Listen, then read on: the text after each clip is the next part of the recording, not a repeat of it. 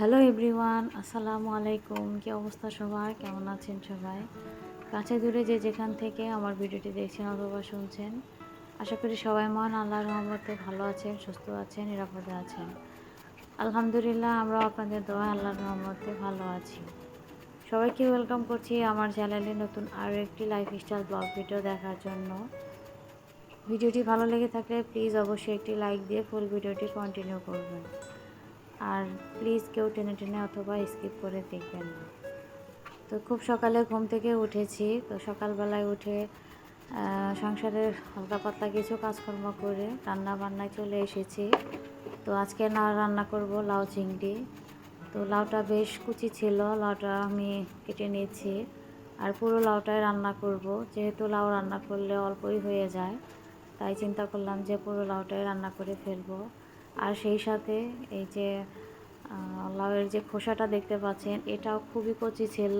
তো ভাবলাম যে এটাকে আর ফেলে দেব না, এটাকেও একটা তরকারি হিসেবে একটা পদ বানিয়ে ফেলবো। তো যাই হোক, আমি কিন্তু লাউ কাটার আগে লাউটাকে খুব ভালো করে ধুয়ে নিয়েছিলাম। তো লাউ কাটার পরেও লাউকে একটা ধোয়া দেব, কারণ লাউ কাটার পরে কিন্তু লাউ থেকে কষ বের হয়। চিংড়ি মাছ দিয়ে যে কোনো রান্না করলেই কিন্তু খেতে অনেক বেশি সুস্বাদু হয়। তো গতকাল আমি রাতে চিংড়ি মাছ দিয়ে কচুরলতি রান্না করেছিলাম। তো আজকে চিন্তা করলাম যে চিংড়ি দিয়ে লাউ রান্না করি। তো চিংড়ির স্মেলটা হলেই কিন্তু তরকারির স্বাদটা বেড়ে যায়। তো যাই হোক, আমি কাটাকাটি শেষ করে এই যে এখন একদম চুলায় বসিয়ে দিলাম। তো পেঁয়াজের সাথে আমি চিংড়িটাও একসাথে দিয়ে আর কি একটু ভালো করে ভেজে নেব। খুব বেশি ভাজবো না, হালকা পাতলা করে ভেজে নিলেই হবে। তো আসলে এখানে রেসিপি শেয়ার করার মতো কিছুই নেই, কারণ আমার আপুরা অনেক সুন্দর করে এবং অনেক মজাদার রেসিপি লাউ চিংড়ির শেয়ার করেন। তো আসলে যেভাবে আমি রান্না করি সেটা আপনাদের মাঝে জাস্ট শুধু শেয়ার করছি।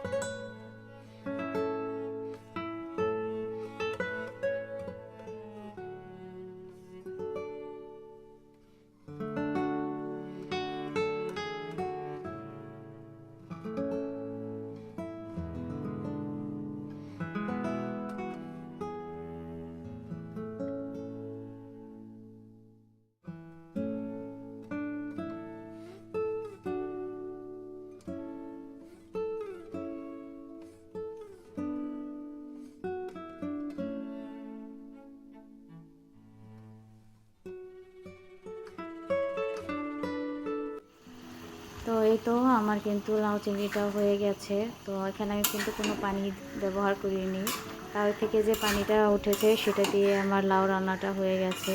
তো আমি কিছু ধনেপাতা এবং কাঁচামরিচ দিয়ে দিলাম।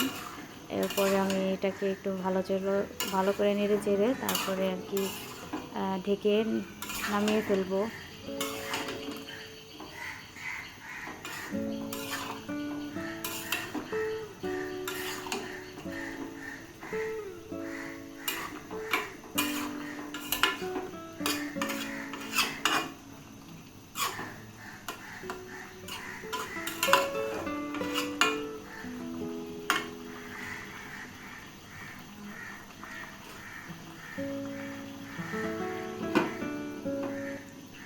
তো আমার লাউ রান্না ওদিকে হয়ে গেছে। তারপরে এই যে এখানে দেখতে পাচ্ছেন, এখানে কিন্তু সেই লাউয়ের খোসা, তার সাথে কিছু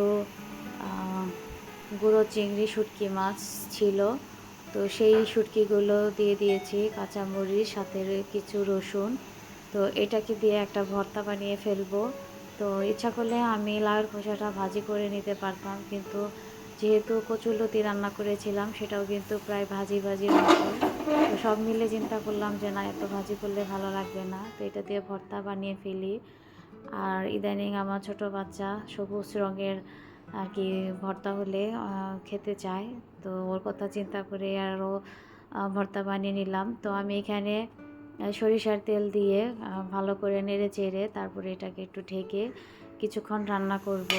তো কিছুক্ষণ রান্না করার পরে লাউয়ের খোসাটা আমার এই পর্যায়ে চলে এসেছে। তো ভালোভাবে সিদ্ধ হয়ে গেছে। এটাকে এখন গরম গরম আমি পাটায় বেটে ফেলবো। তো এটাকে যখন আমি চুলায় দিয়েছিলাম, তো তার পাশাপাশি কিন্তু আমি শিলপাটাটাও খুব ভালো করে পরিষ্কার করে নিয়েছি। আর যে কোনো ভর্তা যদি ভেজে ভর্তা বানানো হয়, সেক্ষেত্রে যদি গরম গরম আর কি বাটা হয়, তাহলে কিন্তু খুব বেশি কষ্ট হয় না, খুব সহজে এবং খুব দ্রুতভাবে আর কি পাটায় পিষে ভর্তাটা বানিয়ে ফেলা যায়। তো এই যে আপনারা হয়তো দেখে বুঝতে পারছেন যে কতটা নরম হয়েছে। আর ভর্তার কালারটা এত সুন্দর এসেছিল, কি বলবো, আসলে আমি যে এরকম কালারটা চেয়েছিলাম সেটাই হয়েছে। তো লাউয়ের খোসা সিদ্ধ করার সময় শুধুমাত্র আমি প্রথমে একবার একটু ঢেকে দিয়েছিলাম, তারপরে কিন্তু এটাকে একদম ঢাকা ছাড়াই আমি সেদ্ধ করে নিয়েছি। কারণ ঢেকে যদি পুরোটাই সেদ্ধ করে নিতাম, তাহলে কিন্তু ভর্তার কালারটা সবুজ হতো না, অন্যরকম একটা কালার হয়ে যেত। তো ভর্তার কালারটা ভালো না হলে আমার আবার দেখতে কিংবা খেতেও ভালো লাগে না। তো এই তো আমার ভর্তার ফাইনাল লুক, আমার কিন্তু ভর্তা এদিকে হয়েও গেছে। তো দেখেন মাশাল্লাহ কত সুন্দর একটা কালার এসেছে। আর আমি ঝাল বেশি দিইনি, যেহেতু আমার ছোট বাচ্চাও খাবে, যার কারণে আমি পরিমাণ মতো আর কি ঝালটা রেখেছি। সেই সাথে সব কিছু একদম পারফেক্টভাবে ছিল, যার কারণে ভর্তাটা খেতে অনেক বেশি মজা হয়েছিল। আর এই যে আপনাদের সাথে নিয়ে এখন খেতে বসেছি।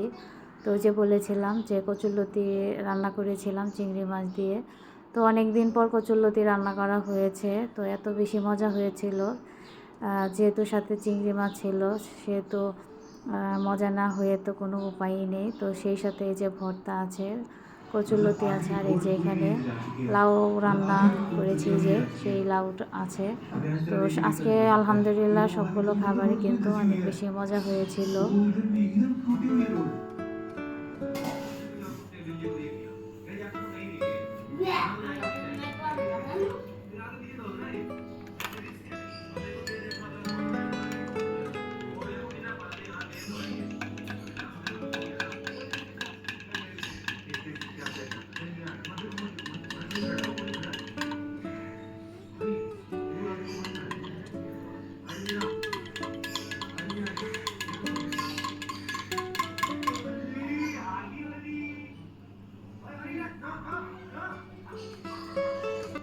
তো খাওয়া দাওয়া শেষ করে এক গ্লাস শরবত বানিয়ে নিয়েছিলাম, তো সেটাই একটু পান করে নিচ্ছিলাম।